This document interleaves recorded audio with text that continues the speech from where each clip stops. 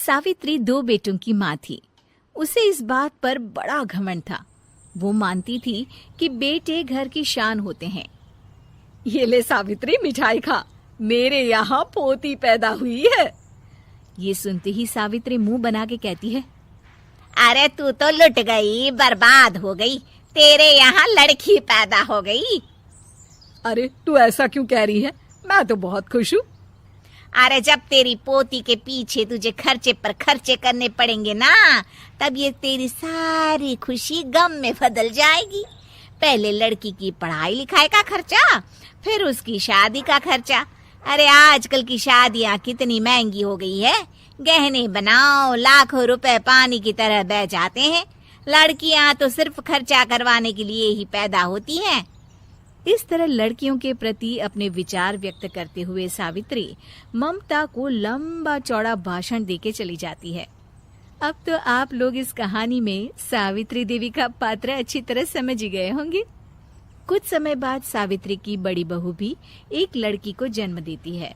फिर क्या था, सावित्री पूरा आसमान सर पर उठा लेती है। हे भगवान, ये तू मुझसे किस जन्म का बदला ले रहा है? अरे मैं तो मंदिर में रोज आकर तुझसे कहती तो थी कि मुझे एक पोता चाहिए, और तूने मुझे पोती दे दी। इतनी मिठाइयाँ और प्रसाद चढ़ाने का क्या फायदा हुआ? तभी सावित्री की बहू निशा कहती है, क्या माँ जी, आप भी इतनी सी बात पर नाराज हो गई हैं? देखिए तो आपकी पोती कितनी सुंदर है, बिल्कुल आप पर गई है। अरे चुप कर, तुझे 9 महीने इतने महंगे महंगे काजू बादाम फल फ्रूट खिलाने का फायदा क्या हुआ? मेरे तो सारे पैसे बर्बाद हो गए। ये सुन सावित्री का बड़ा बेटा अजय कहता है, माँ, तुम सिर्फ नाम के लिए 2020 में रहती हो। असल में तुम्हारा दिमाग सैकड़ों साल पुरानी सोच रखता है। आज के जमाने में लड़का और लड़की में कौन फर्क करता है? मैं तो बहुत खुश हूँ कि भगवान ने मुझे लक्ष्मी के रूप में बेटी दी है। लेकिन सावित्री पर अजय की बातों का कोई असर नहीं होता। नालायक, अपनी पत्नी की जबान बोल रहा है। मेरा बड़ा बेटा तो हाथ से गया। लेकिन सावित्री देवी हार मानने वाली नहीं थी। वो पोते की चाह में अपने छोटे बेटे विजय की शादी करवा देती है। कुछ समय बाद आखिरकार वो दिन आ ही जाता है जब सावित्री की छोटी बहू गर्भवती हो जाती है। सावित्री इतनी खुश हो जाती है कि वो बच्चे के जन्म से पहले ही सारे मोहल्ले में ढिंढोरा पीटने लगती है। ये क्या सावित्री, तू तो पोते के जन्म से पहले ही मिठाई बांट रही है। पहले पोता पैदा तो होने दे, और फिर क्या पता अगर पोते की जगह पोती पैदा हो गई तो। ये सुन सावित्री चिढ़ जाती है।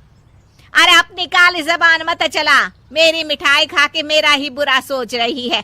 बड़ी आई, ला मेरी मिठाई वापस कर। देख लेना, इस बार मेरे यहाँ पोता पैदा होगा, पोता। लेकिन ठीक इसका उल्टा होता है।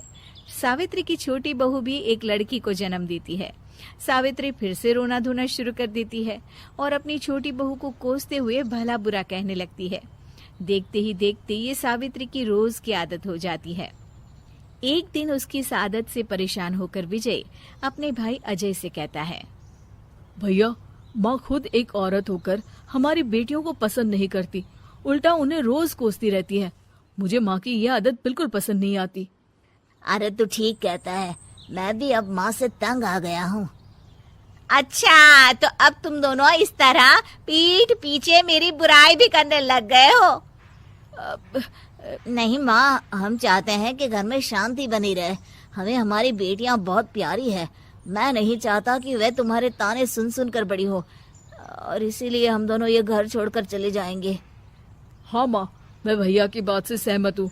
जब तुम इस घर में अकेली रहोगी तब तुम्हें अपनों की कीमत का एहसास होगा। अपने दोनों बेटों के मुंह से अपनी माँ के लिए इतने कठोर शब्द सुन सावित्री भावुक और रुआंसी होकर कहती है, क्या सच में तुम दोनों मुझे इस घर में अकेली छोड़कर चले जाओगे? हाँ माँ।